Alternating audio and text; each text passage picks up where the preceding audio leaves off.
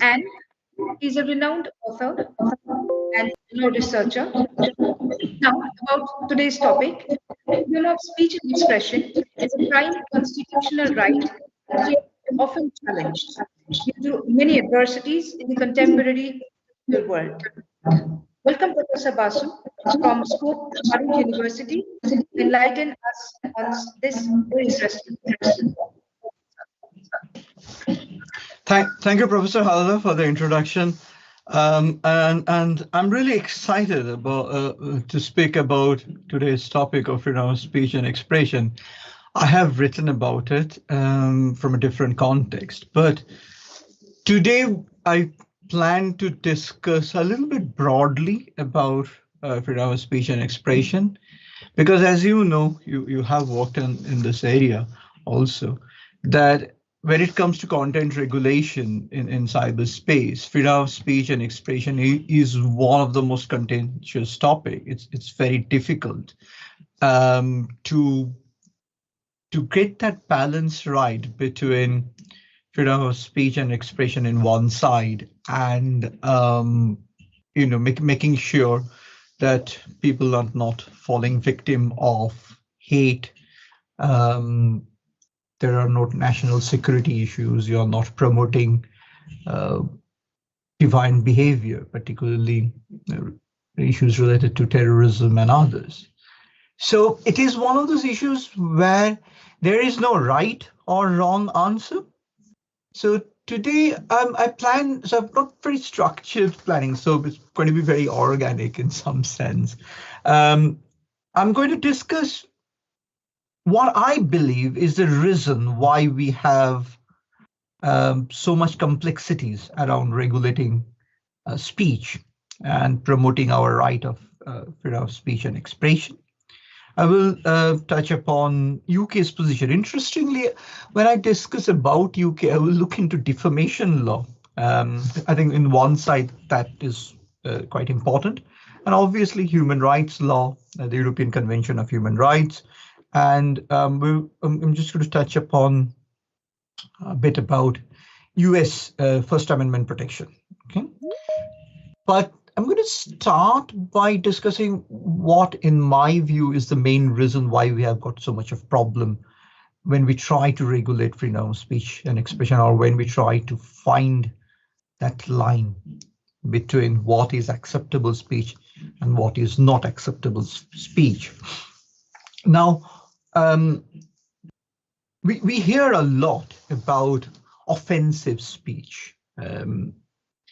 If you look at human rights legislations, if you look at constitutions around the world, none of them actually provides as a right against not to be offended.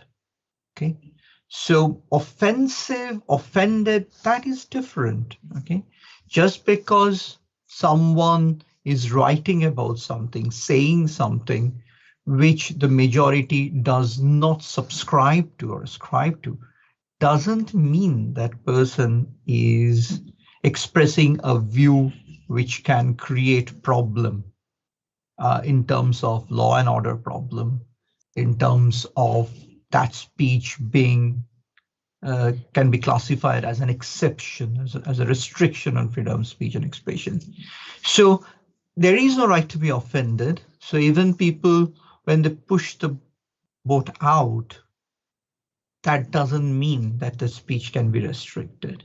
We need freedom of speech and expression when actually people say things which can be deemed as not acceptable. If I say sun rises in the east and sets in the west, where is the need to have this protection for freedom of speech and expression? Because everybody knows it's a fact. Okay, so it's a question when we talk about freedom of speech and expression, a right against the state to some extent, a lot of extent, we are actually talking about those speech which can cause controversies in some extent. But again, we need to kind of stop that the speech does not become a hate speech. The speech does not become a threat to national security. The speech should not promote terrorism and other criminal activities. So, in my view, the significance in cyberspace in protecting freedom of speech and expression, you can never overstate that. Cyberspace has democratized information dissemination. It broke down, the traditional way of disseminating information. Traditionally we had channels where information is disseminated. So in cyberspace, everybody can disseminate information and express themselves. So anyone with access to internet can publish content, can contribute to discussion, can access a wealth of information which was definitely out of reach for most of us in our generation for a significant period of our life. Now, this democratization, what it has done, it has empowered us as individuals, especially people who live in repressive regimes, even also in democracy.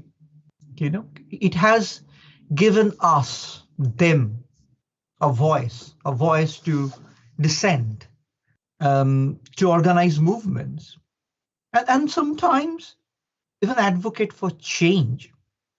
So in one side, the way cyberspace has been organized, it has worked like a unifying force, which also means it mirrors the complexity to organize movements, the real world, and sometimes the real world we live in for change. If we try to differentiate, so in one side, not that the way cyberspace has been organized, in real world, it has worked like a unifying force, shape, challenge, and which also means clash. It mirrors the complexity to organize freedom of speech and the real world, and sometimes so at the heart, the real world we live in for change about freedom of speech and expression. So in one side, it is that way cyberspace culture has been organized. In real world, it has worked like a unifying force, shape, challenge, and which also means various traits of capacity to organize freedom of speech and the real world, tradition. So at the heart, the real world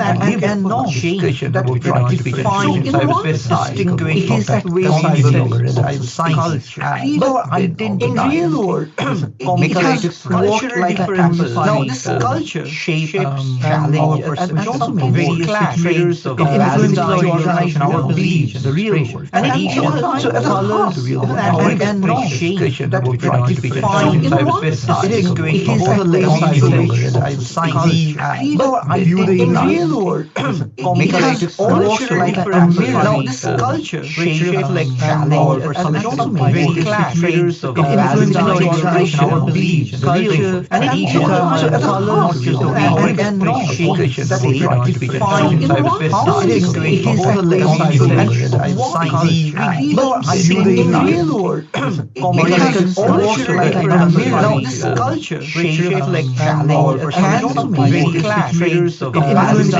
organize our beliefs, culture, and so at the heart and appreciation that we try to define in one side, it is diversity, but in real world, it has also like a mirror. Now this culture shapes like challenge and also various traits of influence to organize our beliefs, culture, and so at the heart and appreciation that we from diverse cultural backgrounds interact, share, and express themselves.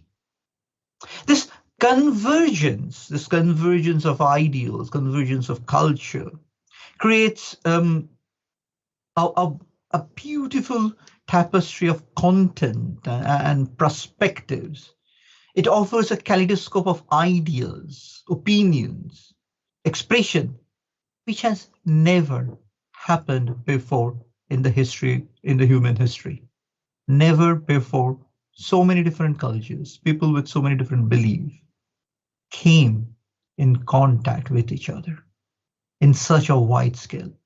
So from blogs of political dissents and the forums of tech enthusiasts to the social media feeds of celebrities, and to us individuals.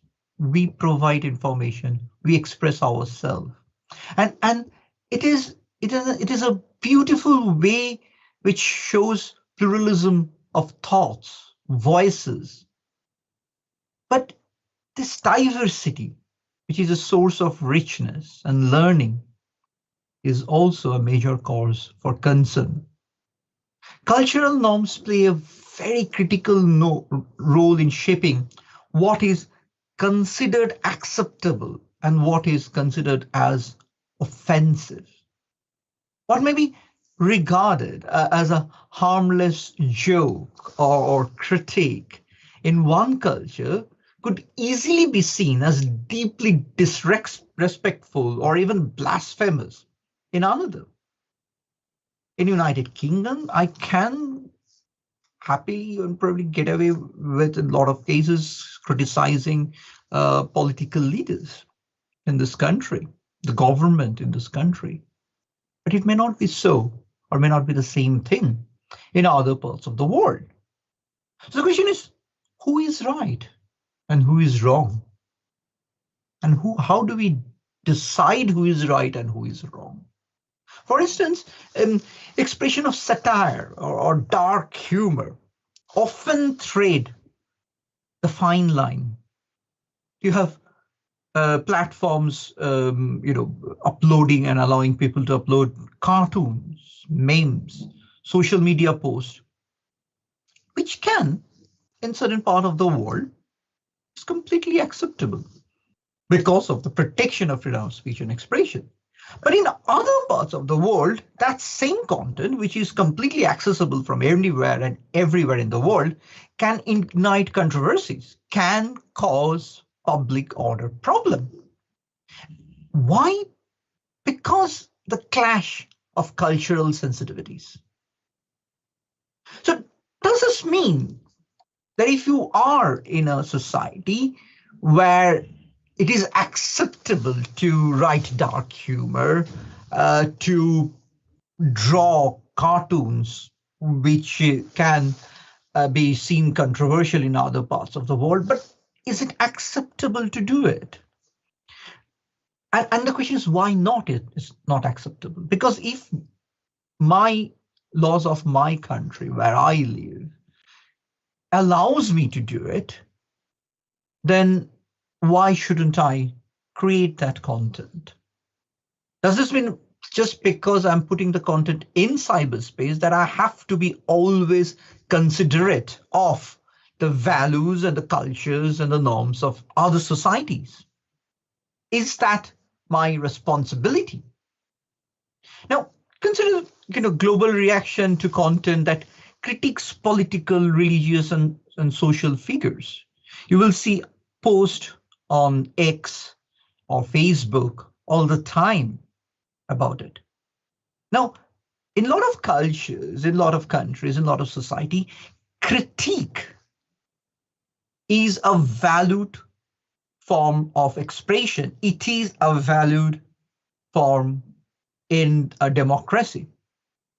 Because people believe in those societies and cultures that it is a mean of holding power to account. Criticizing is a part of democracy.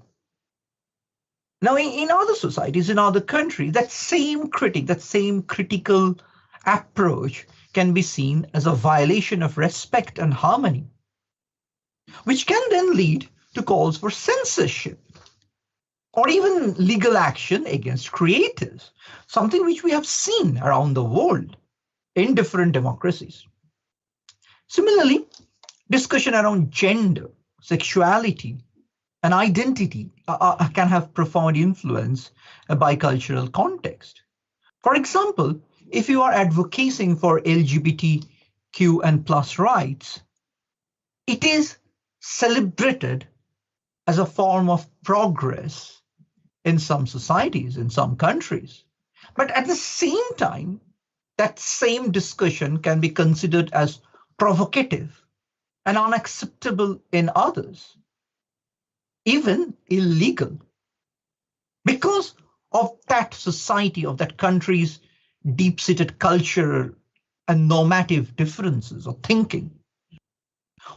Why I was giving this example? Because I wanted to underscore that any discussion about freedom of speech and expression is not a very simple thing. It underscores the complexity of navigating cultural norms in cyberspace, even in the physical world. But in physical world, the distance keeps our cultures separate. In cyberspace, the convergence of culture creates conflict in cultural differences. Now, this clash of cultural norms and values raises important questions about the limits of freedom of speech and expression. The responsibility that I was talking about, the responsibilities of content creators, the responsibilities of the big techs, the platform providers. Should they be culturally sensitive? Is there a need for cultural sensitivity? So how has government responded to the challenges? Well, let's start with a country which we know has been quite draconian in its kind of response. The Chinese government. Chinese government installs softwares that monitors, censors certain anti-government websites or anything that is connected or related to any issue which the Chinese government finds unacceptable. So the government decides, right, what to see, hear, listen. It is the one-way, the judge of moral campus. It is one-way judge of what people are allowed, of values, of cultures and norms and everything in that particular society. We know journalists and human rights defenders from Bahrain to Morocco and in certain parts of the Middle East, they have their phones tapped and their emails regularly read by security services. We know Facebook take down posts after governments complain about subversive material. All governments. I'm not specifying one particular one. We know Google hands over user data to law enforcement authorities, including IP addresses, local location data, communication records, because of content which can cause problem for governments around the world. I'm not talking about content which we know are criminal or which we know should be illegal and illegal. Okay, so I'm not talking about those, but that content, which a particular government thing is basically against their what they believe in and what they subscribe to. Now, I want to talk a little bit about something very interesting in UK, which happened last year. Mother of democracies, protector, a very strong promoter of freedom of speech and expression. One would expect that in this particular country, there would be a lot of acceptance of speech. Not always it is a good thing, but there would be that idea, that thinking. Now, the particular incident that comes to my mind is obviously last year what happened with BBC Match of the Day. It's a football presenter, you all know, Gary Lineker.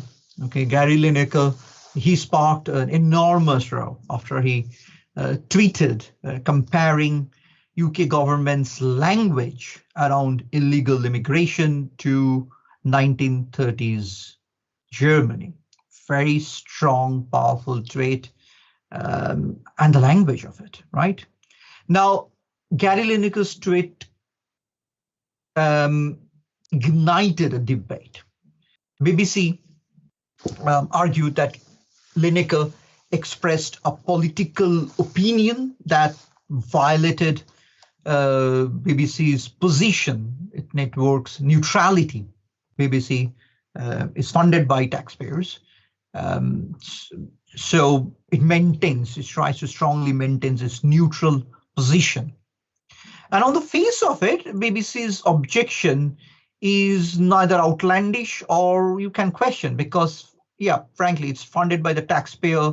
It needs to maintain neutrality. It should maintain neutrality, and that is the backbone. That what makes BBC important and relevant, and some would even say, a great position, neutral position. But Lineker didn't say this while doing a BBC program. He posted this to it from his personal account. So the question is, yep, so what happens then? Now, the situation, it has got another side to this debate, because if I tweeted something like that, would there be an objection as much as Lineker faced? Because we have to understand Gary Lineker is a public figure. He's a celebrity. And it raises a question about the role of public figures in political discourse. And the role of public figure in political discourse, and where does that boundary of freedom of expression lies? So a prominent personality, a television presenter like Lineker, does he have a responsibility because of his position, because of who he is? Because he has a large following on social media, which means his opinion can reach a very wide audience. So some did argue that he was using his platform responsibly to raise awareness of a potentially concerning issue.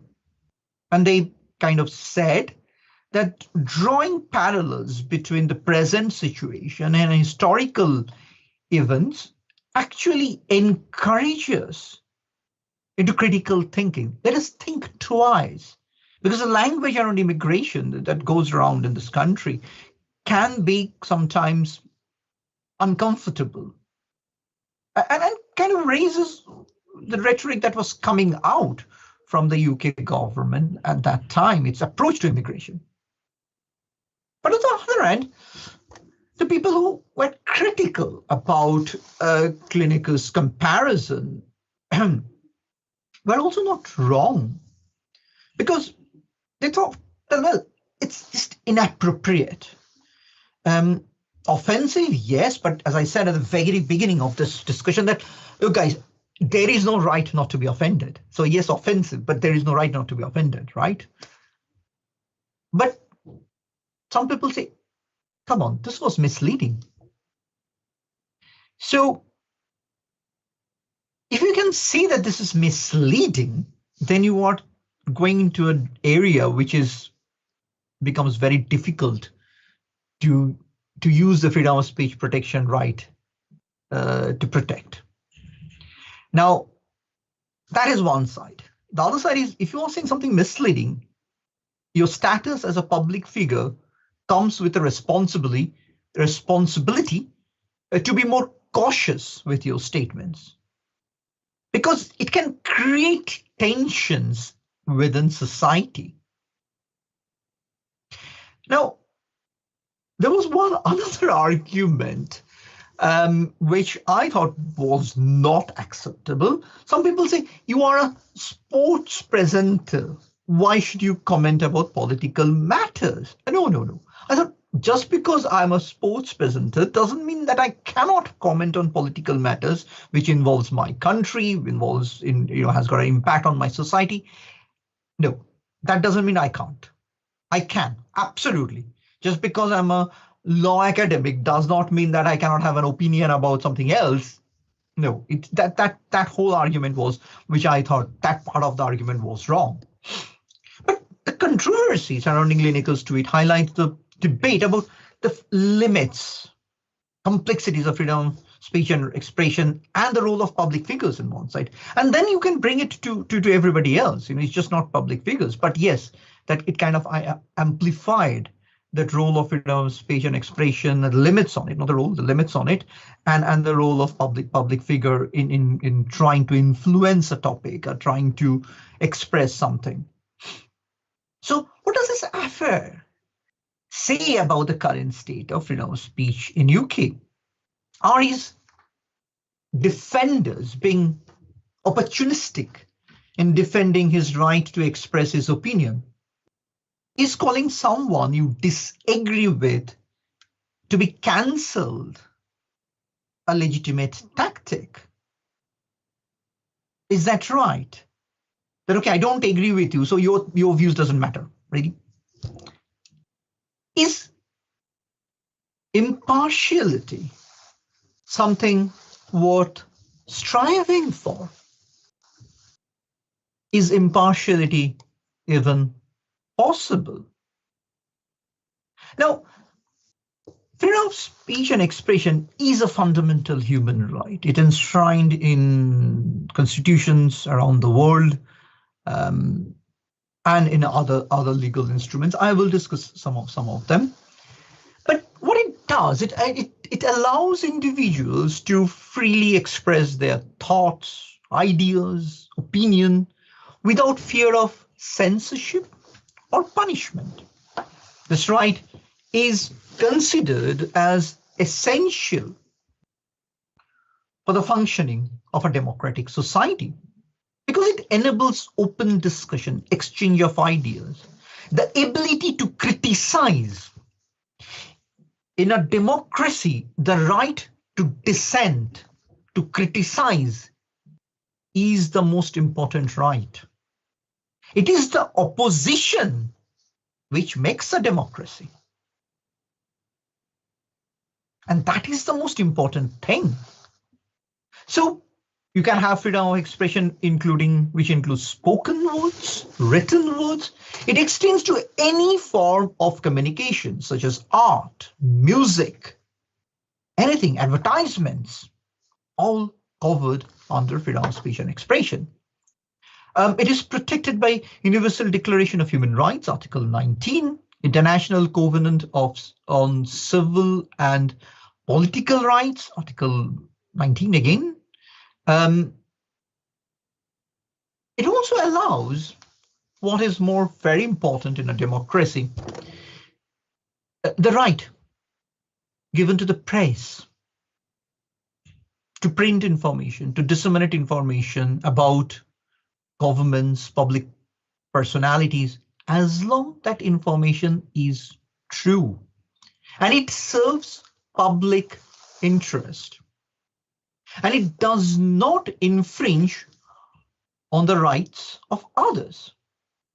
Now, public figures, politicians, celebrities, and other high-profile individuals, they are scrutinized more than private individuals. This is coming back to Gary Lineker's point, because their actions, their statements can have broader social, political, and cultural implications.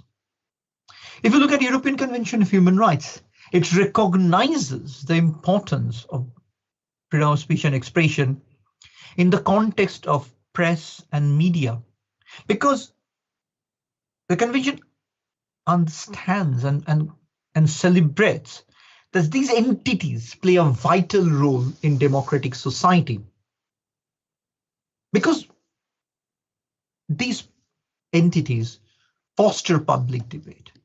It even holds public figures accountable. However, this right is not absolute. I will discuss this a bit later. And this is why even the press have a responsibility to exercise their freedom of speech and expression with caution.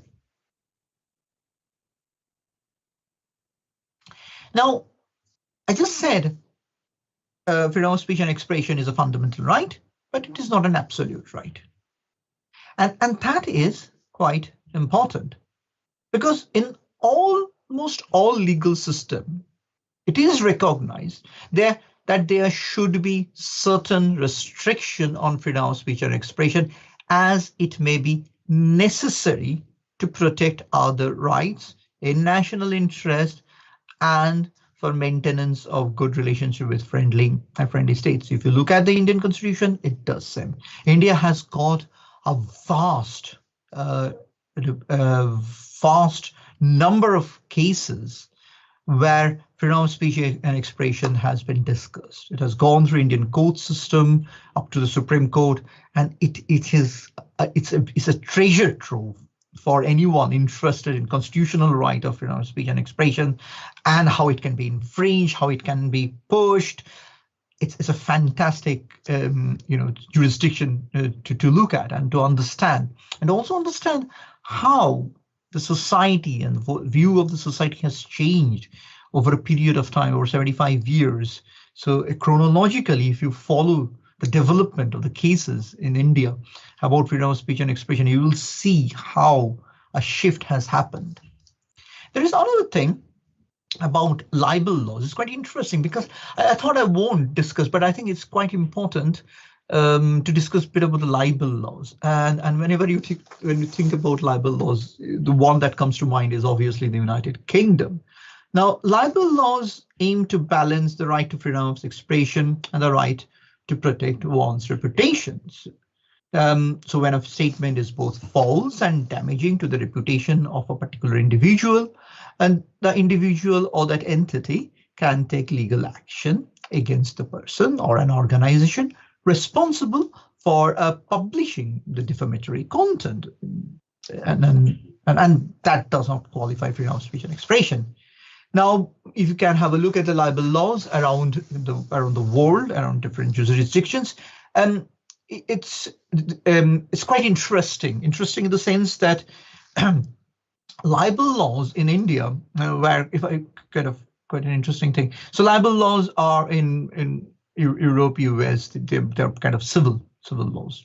You get fines and everything. Interestingly, libel law in India it can cause criminal offense. There's a criminal defamation in India, and this criminal defamation was this provision was created, and there's another country which has had this for a long time. I'm not 100% sure if they still have it. It's Singapore. It's criminal defamation is there.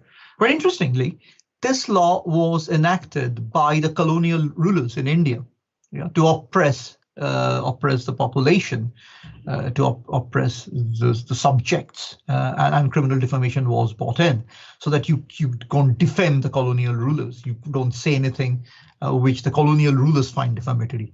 But that law has still existed in India, which is something to be concerned with. So what libel laws does, obviously, it tries to balance between freedom of speech and expression and protection from defamation. Okay, UK, interestingly, used to be infamous for libel, what is called libel tourism. Okay, because the laws in UK were before the 2013 Defamation Act was very much in favor of people who think they have been defamed.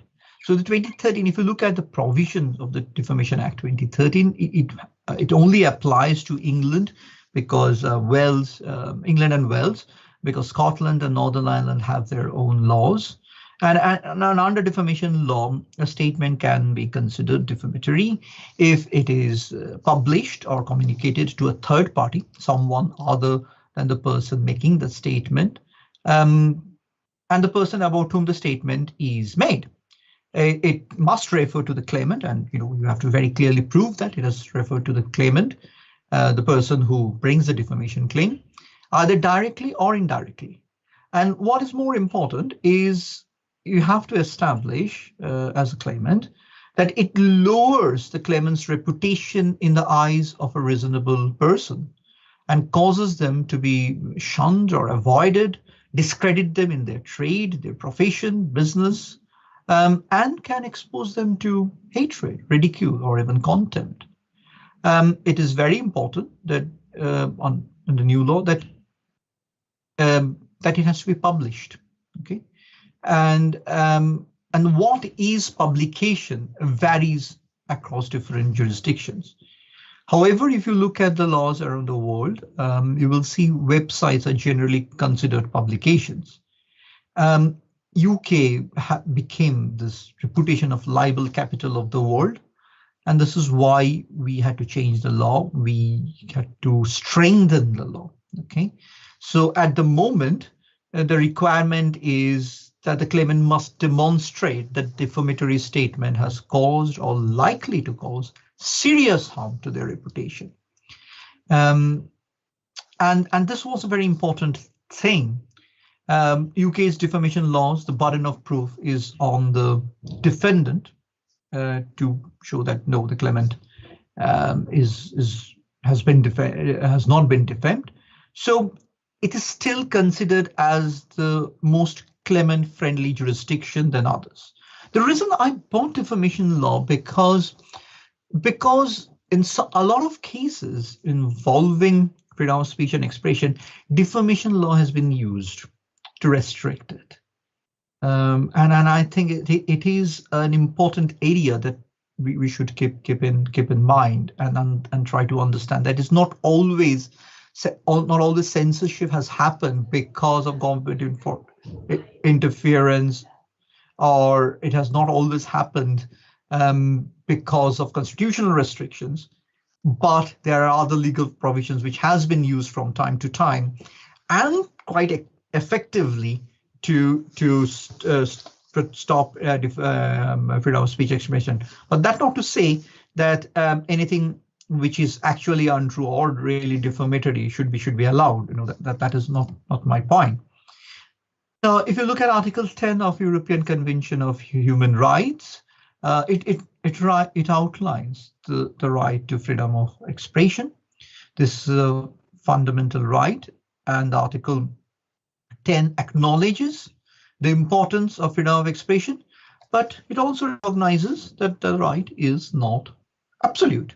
There are certain restrictions that can be imposed to protect other rights, which I said before, as long as these restrictions, these exceptions, and this limitation meet the criteria outlined in Article 10.2 of the Convention.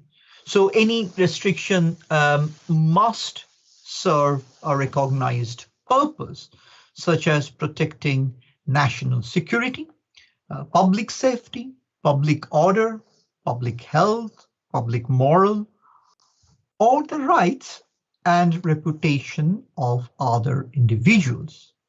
But what is the most important part in this 10.2, which brings the limitation, is the point that this restriction must be proportionate, must be justifiable. So it means that it should not go beyond what is required to achieve the legitimate aim. So European Convention of Human Rights plays a crucial role in ensuring that any limitation on freedom of speech and expression strike that appropriate balance between the competing rights and interests. And again, there is a whole kind of repository of cases gone through European Court of Human Rights, which has dealt with these issues to get to the point how to achieve that balance. And it is also quite interesting to see over the years how the court's position have changed in this.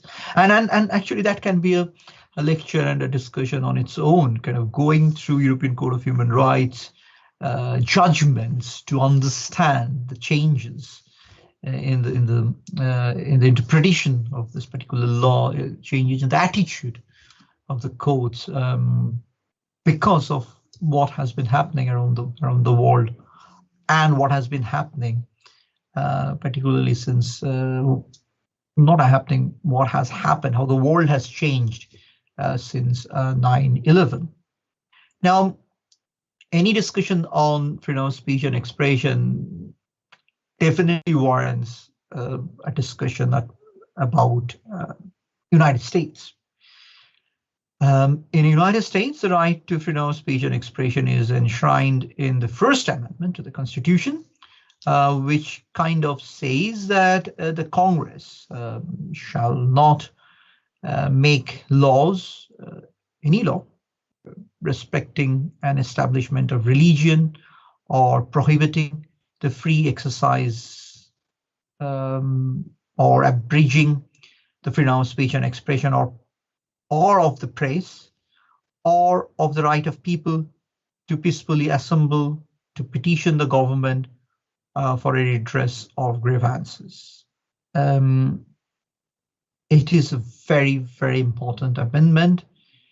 In the United States, freedom of speech and expression is being prioritized over right to privacy because of the strong constitutional protection afforded by First Amendment.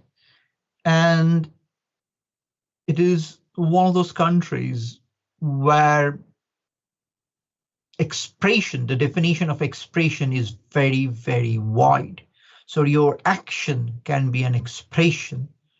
United States, it is possible, actually, it is possible to burn US flag if you can establish that it was a form of protest against the US government, and it is justifiable, and it's justified. So this is the reason why desecration of religious texts are possible within the United States because of the First Amendment protection. It is one of the strongest law in the world when it comes to freedom of speech and protection. But one thing you have to remember, even in US, freedom of speech and expression is not an absolute right, which is something we tend to overlook. That yes, there is a stronger protection, but that doesn't mean that it is an absolute protection. No, it is not. Now, I'm going to. It's a topic where I can go on discussing quite a lot, but I think at some point we'll conclude. There's something I always want to, I like to discuss whenever, even when I give a lecture to my graduate students in cyber law module. It's something which raises a lot of issues, and it's actually an incident which raises a lot of issues and kind of makes us think how much power the big techs have, and with power comes responsibility, and do they really always behave responsibly or not? Now, all of you know that Twitter took the decision to permanently ban then the president of the United States, Donald Trump, in January of 2021. He has been reinstated since Elon Musk took over, but that's a different question and different thing. But yes, he was, okay? And it raised concerns and obviously rightly sparked debate worldwide about the power of these big days, the power of social media platforms, and its potential implication for freedom of speech and expression.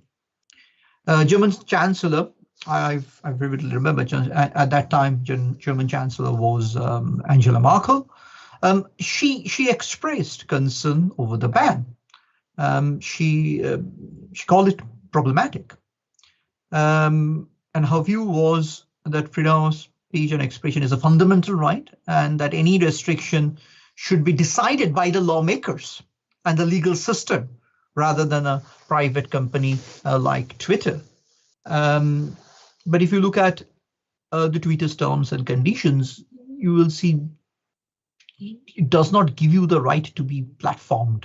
Okay, if you do not follow its rules, you can be removed. So that is one other thing. But Angela Merkel was also right. Donald Trump is not any other person. He's the president of the United States. whether we agree with his views or disagree with his view, that doesn't matter. But he can have his views, which is important. And so again, it's connected to the other side of the debate of Gary Lineker's point. Okay, so if a comment by a public personality, a celebrity, can have an impact on society, it also means that removing a public personality from a particular platform, you are getting rid of a large number of people who follows that. Okay, and as I said at the very beginning, freedom of speech is expression is not what we always want to hear, right? It is not about saying the sun rises in the east. It is about saying issues which can cause complexities, problems, controversies. Okay, as long as it's not hateful or anything else. So this incident raised questions about the role and responsibility of social media in regulating content. Um, and yeah, of course, should a private company, a profit-making company, Twitter is not there to protect our interest, should have the power to decide what content is allowed on their platforms, and should have the power to decide actually to remove individuals like the democratic leaders of the world. Okay, yes, Trump said outrageous things, and so did other people, other politicians around the world. They didn't respond in that way. Um, so is that fair?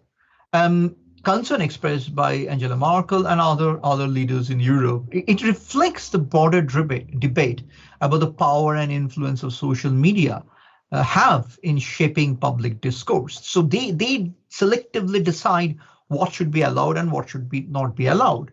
One point, Elon Musk's point is, I'm not going to control anything. Okay, that again, that's a debate. Is that right approach? But at least it's an approach where, as long as things are posted which are illegal and criminal, he's not very happy. He doesn't want to control content, restrict content. So a ban like a political figure like Donald Trump raised questions about the criteria used by these platforms to determine when an account should be banned, and whether a private entity should have the authority to effectively silence individuals, even if their speech is controversial. That is my whole point. Even if their speech is controversial, I'm not going into the debate about criminality or where it is harmful. Obviously, the situation led to discussions about the need for a more comprehensive regulation of big tech social media platforms. And European politicians have ever since been calling for stricter laws to ensure that decisions about freedom of expression are made transparently and in accordance with the established legal framework.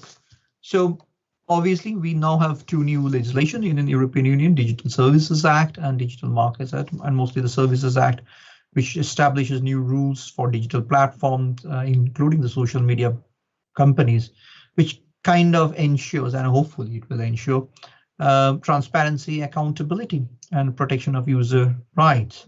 So in my view, the overall decision to ban President Trump's account on Twitter, it highlighted the complexities of balancing freedom of speech and expression with responsibility and responsibility and maintaining public order and safety.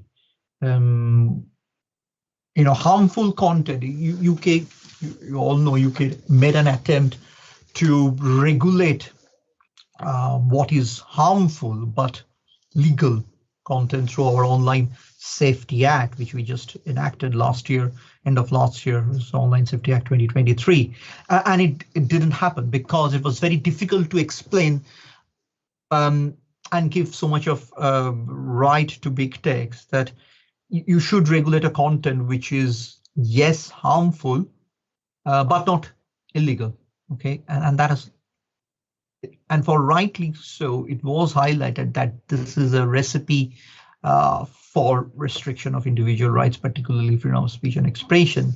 Now, I can honestly go on talking about freedom of expression for hours and hours, because it is one way it's such an interesting topic, the other way it's such a controversial topic, complex topic. But I want to end by saying that what I started with, what I said at the very beginning, that this is about conflict of cultures and respect for each other cultures, okay? Which does not mean I'm not promoting and provoke or propagating the idea that when someone puts out something has in one particular country, it has that person needs to be responsible and have to appreciate that there can be other views in other parts of the world. No, that is not my objective, and I'm a strong supporter of freedom of speech and expression. But yes, there is a need because of this cultural conflict and value conflicts. There is a need to be a bit more responsible, but at the same time, one should only be allowed to follow the rules of its own country. So that is all I've got to say.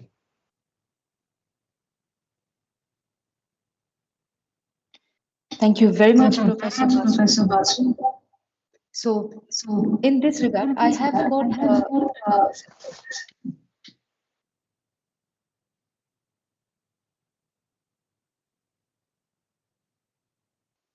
some some questions from the questions from the students. students. One question is that Question does is, cultural does harmony cultural come in question when we talk about freedom of speech and expression, especially when it is actually expressed in the manner of certain kinds of activities online? It's a very interesting question, and thank you for the question. It's a question of cultural harmony.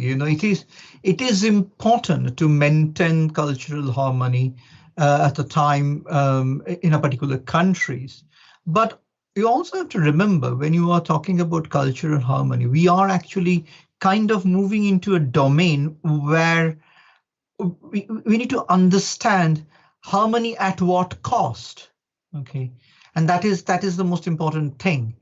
And if I say something controversial, which the Constitution allows me to say, it is not my responsibility not my responsibility to ensure that if the repercussion of that creates public disorder, it's not my responsibility. It's the state's responsibilities to make sure that that the harmony in the society is maintained, as long as I do not say something which is controversial, which is illegal. Okay, because that is the right the Constitution allows me. Is my going back to my point, you need freedom of speech and expression protection because you are going to say something which probably a significant population of the of society or country will not agree with me. Okay, and just because you are not agreeing with me doesn't mean that my speech should be censored because there is a chance of disharmony in the society. I give a very simple example. In this country, any discussion about immigration is a political discussion. It's been used in UK as a political issue. Okay. Now, anyone discussing about immigration, whether it's being high, low, it's a different issue, doesn't mean that person is being racist. Okay. So there is a concerted effort in one part of the society which says, okay, if you start discussing about immigration, that means you are racist. No, it is not. Just I can have a genuine concern about high immigration in a particular country, in my country. And if I express that without being hateful, it's not hate speech or racist speech, I'm allowed to do it. I'm not creating cultural disharmony. I'm not creating disharmony within the society. I am genuinely raising my concern. And that is the whole point in a democracy. In democracy, there will be opinions and there will be views. Okay, and everybody's views has to be respected and has to be heard.